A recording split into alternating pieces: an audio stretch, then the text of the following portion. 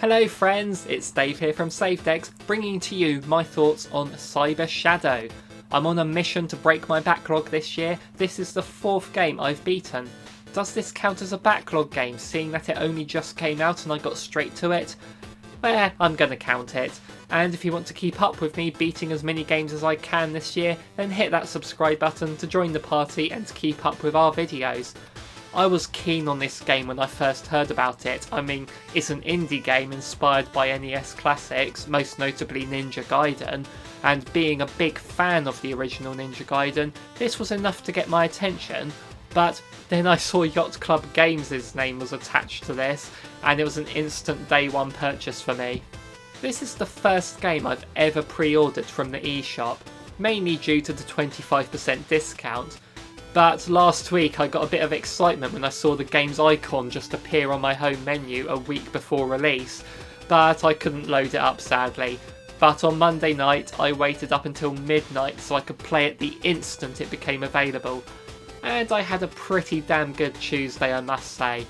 I spent a lot of the day playing it. I got as far as chapter 8, and then in the evening I streamed the game from the beginning so I got to see the first 4 chapters again. If you wish to see that stream, then the link is in the description. So, what of the game itself?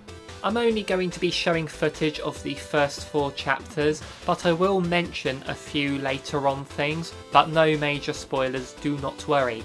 So the game is an action platformer where you take control of a cybernetic ninja running through some very challenging levels.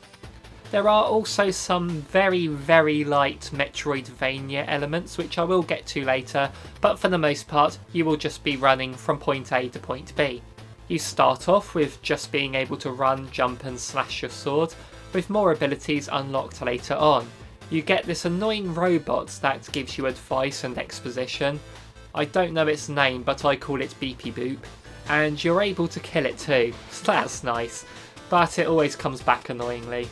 To unlock the new abilities, you need to complete the levels and defeat the bosses. You'll start off with a shuriken to give you a projectile, and later on some cool platforming aids such as wall jumping and double jumps and dashes. Seriously, going back to a new save file after unlocking all of the abilities was so strange. You feel really powered up being able to run fast, then jump far, do a horizontal dash, then a double jump, hitting enemies along the way that grant you extra jumps. There's a lot of diverse stuff you can do here, and all with just 2 buttons. It does adopt its control scheme as if it was an NES controller, so you could play it with that NES controller for Nintendo Switch Online if you wish, where using special items requires you to hold a direction while pressing Y. It did take me a while to get used to this, as you have so many unused buttons at your disposal. It just felt like they should have let you map it to those, but it's nothing major and it became second nature before long. I also found it strange at times that you couldn't duck, as that would have come in useful at times. Again, this is them making it like those classics when maybe they shouldn't have gone that far with it. But other than that, the controls felt almost perfect. Once I got used to the limitations and realised that the levels, enemy placements and general game design had those limitations in mind. I mean, at no point does it require you to need to duck, but it just would have made some sections a bit easier. But making things easier isn't something this game wants to do. It is difficult. Very difficult, but not unfairly so.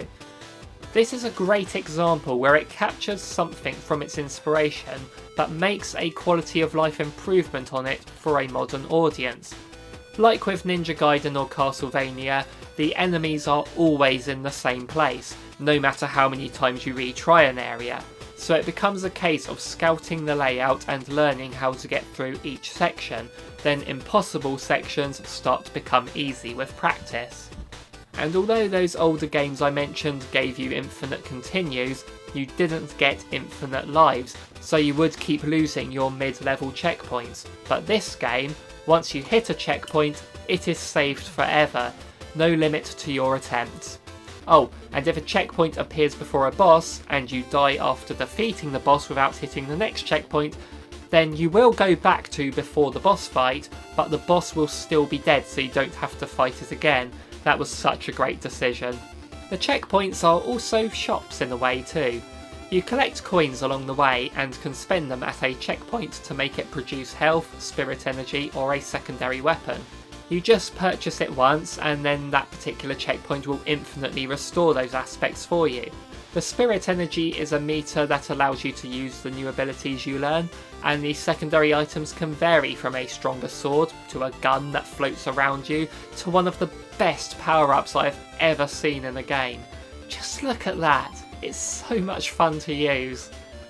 I did start out by purchasing everything at every checkpoint, but then I kept running out of money, so then I changed tactics and found scouting ahead first before deciding whether to spend anything at them was the best way to go, as a lot of the time the power-ups weren't needed, but they did make things easier.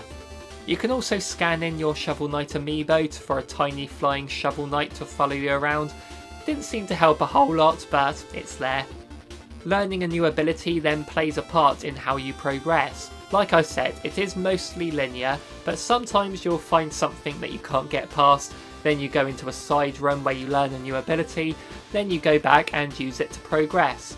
Any Metroidvania-like elements mostly play like that for story progression, but at the start of each chapter you get a teleporter, which can warp you to the start of any level. And there'll be some hidden secrets earlier on in the game that you can only access with later powers, so there is incentive to retread old areas to find previously inaccessible areas to find things like health upgrades. There are 11 chapters in total and the map looks all over the place really, and seems to go back on itself, which helps create a more real feeling world rather than just one line that you go on. The chapters vary in length, and for those people who've beaten it, is it just me, or did Chapter 8 take forever to get through? There is some variety in their designs as well to keep things interesting. For example, you get a motorbike section at one point, and you pilot a mech as well at another point.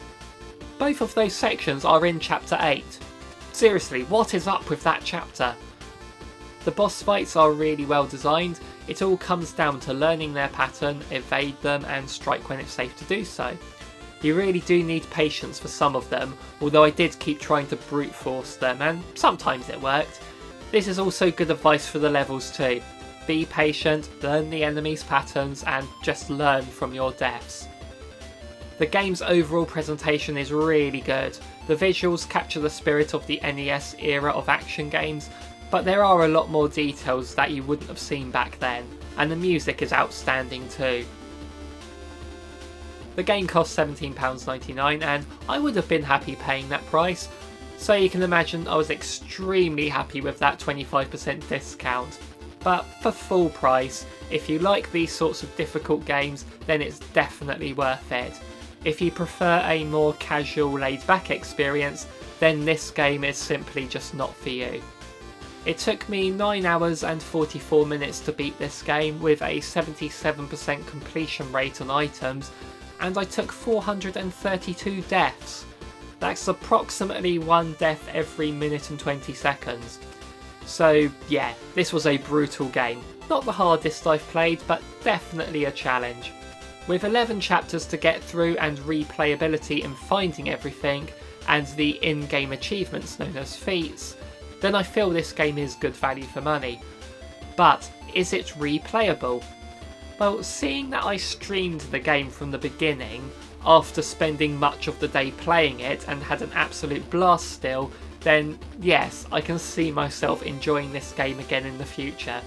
I was very hyped up for this game and it did not disappoint me at all. But how about you guys? Did you get this game yet? What do you think of it? Let me know in the comments down below, and while you're down there, it would be very pleasant of you to leave a like and hit that subscribe to keep up with us in the future. So thank you so much for watching everyone. See you in the next one.